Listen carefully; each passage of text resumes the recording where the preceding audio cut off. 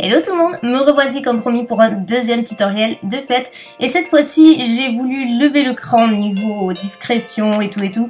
On reste avec des paillettes, c'est hyper important pour moi pendant la période des fêtes et cette fois-ci avec un smoky dans les tons prune presque noir et un pigment qui est super de chez Make Up Geek, vous verrez. Et je vous ai donné deux alternatives pour les lèvres selon ce que vous préférez. Donc bref, on sort le grand jeu aujourd'hui, donc commençons sans plus tarder. Et avant toute chose, bien sûr, j'applique ma base à paupières, c'est celle de chez Benefit, comme je vous montrais dans mon précédent tutoriel, et ma foi, je l'aime beaucoup, j'applique sur toute ma paupière mobile. Pour ce make-up, j'utilise la Lorac Pro Palette numéro 2, et je vais commencer par utiliser la couleur Light Brown, qui est donc un brun relativement clair, et que je place dans le creux de la paupière pour redéfinir le creux, donc, et ça va me servir en fait de couleur de transition pour la couleur que je vais mettre par la suite. Et donc justement, il s'agit de Plum, c'est donc comme son nom l'indique, un prune mat vraiment ravissant, très pigmenté, que je place dans le creux, donc ça peut faire un petit peu peur, c'est sûr, mais là ça se travaille, je l'applique une première fois, je l'estompe bien en restant sur les bords, surtout il ne faut pas le mélanger sur la paupière mobile, quoique je vais en rajouter après, donc vous comprendrez, mais j'en rajoute à plusieurs reprises jusqu'à avoir l'intensité souhaitée. Toujours avec la teinte Plum, je l'applique tout le long de mon coin externe. Comme vous le voyez, j'ai à nouveau utilisé la méthode du scotch, comme dans mon précédent tutoriel et un autre sûrement, pour bien redéfinir le coin externe et ainsi l'assombrir au maximum. Mais je fais pareil également pour le coin interne, puisque c'est un smoky, donc on a le droit un petit peu de se laisser aller. Et en fait, je garde juste le milieu de la paupière mobile pour apporter la touche de lumière qui sera le pigment. Et ensuite, bien entendu, j'estompe en restant uniquement sur les bords. Et une nouvelle fois, c'est une opération que je répète à plusieurs reprises jusqu'à avoir encore une fois l'intensité souhaitée parce qu'on veut quand même que ce soit assez foncé. Et en dernière étape, je rajoute même un tout petit peu de noir en coin externe parce que quand on estompe, on perd la matière. Donc voilà, après vous faites un petit peu comme vous le sentez. Moi, c'est comme ça que j'ai fait.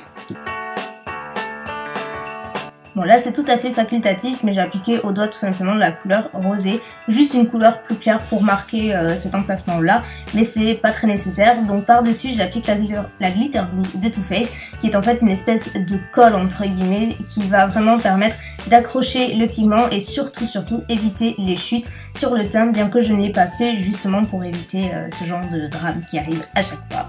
Et donc pour le pigment justement c'est le Utopia de Make Up Geek, et pour la couleur elle est un petit peu indéfinissable.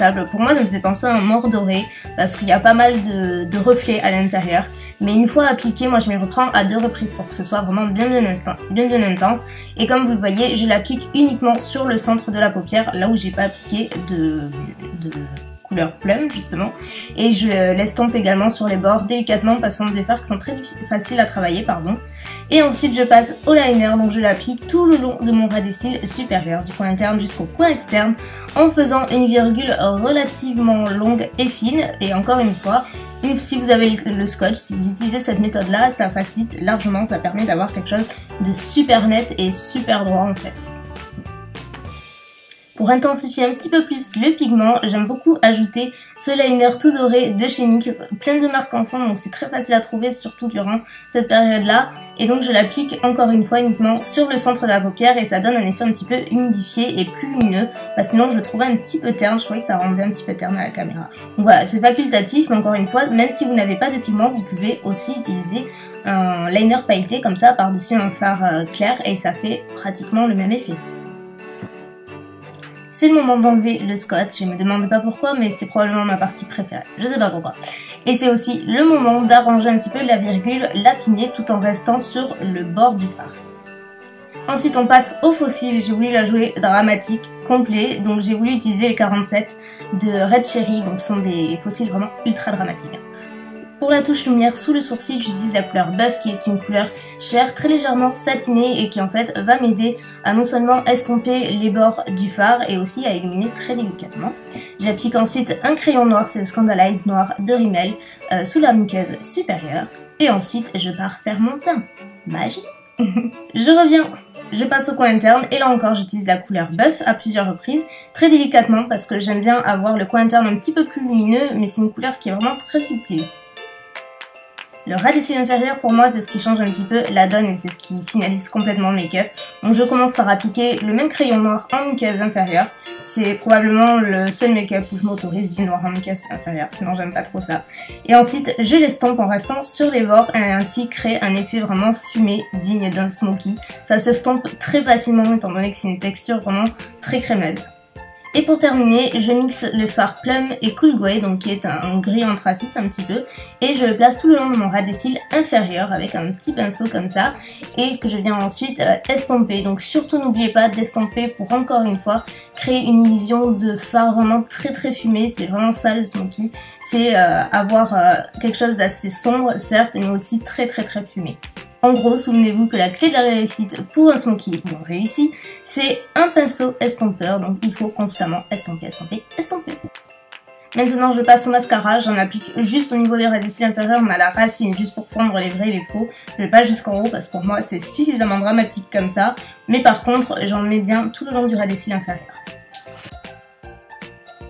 Pour le teint, je reprends la palette Anastasia Contour Kit et je prends la teinte la plus claire et je l'utilise juste en bronzing en fait, juste pour réchauffer mon teint. C'est vraiment une teinte qui est très claire que j'aime beaucoup pour utiliser avec un pinceau vraiment assez large, diffus, juste pour apporter un soupçon d'ombre en fait au visage. Et ensuite je mixe ces teintes là pour passer donc au contouring et avoir quelque chose d'un peu plus sculptant on va dire. Donc je l'utilise avec un petit pinceau ELF Précision et ensuite je n'oublie pas d'estomper bien entendu. Pour le blush, j'ai longtemps hésité à en appliquer en fait, je pensais juste suffire avec du bronzer et finalement j'ai opté pour le Smith & de Make Up Geek qui est vraiment relativement neutre, il est pêche un petit peu orangé mais il est très neutre et très doux, mais il se voit un peu plus en vrai qu'en caméra j'ai l'impression. Ensuite pour l'highlighter, j'avais très envie de vous montrer comment rend celui que j'ai acheté en fait, le Bobbi Brown Bronze Glow qui est pour moi l'highlighter parfait pour les fêtes, il est vraiment sublimissime. Il est assez subtil mais il renvoie la lumière mais de façon tellement jolie. Il est vraiment, voilà, il est assez luxueux c'est sûr, mais j'avais très envie de vous montrer comment il rend. Et enfin, pour les lèvres, je vous montre la première alternative, donc la plus neutre, puisqu'il en faut toujours une, vous me connaissez. Et pour cela, j'utilise le nude de NYX, tout simplement. C'est juste un nude avec justement des légers reflets pêche, donc pour appeler un petit peu le blush. Et puis voilà, ce genre de teinte qui va avec absolument n'importe quoi. Quant à la seconde et dernière alternative, j'ai opté pour un rouge bordeaux assez foncé on va dire, oui il faut se le dire. Et donc ma technique c'est de commencer avec le bout du raisin pour faire le contour, puisque j'ai décidé de ne pas appliquer de crayon, mais vous pouvez complètement. Hein. Et ensuite je remplis normalement mes lèvres et donc voilà, c'est un petit peu plus dramatique, chargé, c'est sûr. En général je vous conseille plutôt d'opter soit pour les yeux soit pour les lèvres, là on a les deux, mais c'est un look de fête, ça peut aussi passer pour le réveillon, pour le jour de l'an, voilà, pour des trucs un petit peu plus occasionnels on va dire. Et puis après ça dépend de ce que vous voulez aussi en make-up, donc voilà, au moins ça vous permet de voir comment rend l'un et l'autre, mais vous pouvez aussi opter pour quelque chose de plus prune, en magenta, un fuchsia, voilà. Après, laissez aller vos envies. Je retire l'excédent sur un tissu en papier, c'est hyper important pour ne pas avoir sur les dents. Et voilà, le look final, n'hésitez pas à me dire lequel vous préférez, le plus dark ou le plus nude, entre guillemets, selon votre humeur. Et sachez que dans cette vidéo, je porte les extensions Bellamy, parce que vous m'avez demandé de voir à quoi ça ressemble. Et sachez qu'avec le code ELSA5, vous avez moins 5$ de réduction. Et avec le code ELSA160, il y a 160$ en moins sur le set 6-in-1 de Bellamy également. Tout sera en barre d'infos si ça vous tente. Donc voilà, en attendant la prochaine vidéo, moi je vous fais plein de bisous et je vous dis à bientôt. Ciao!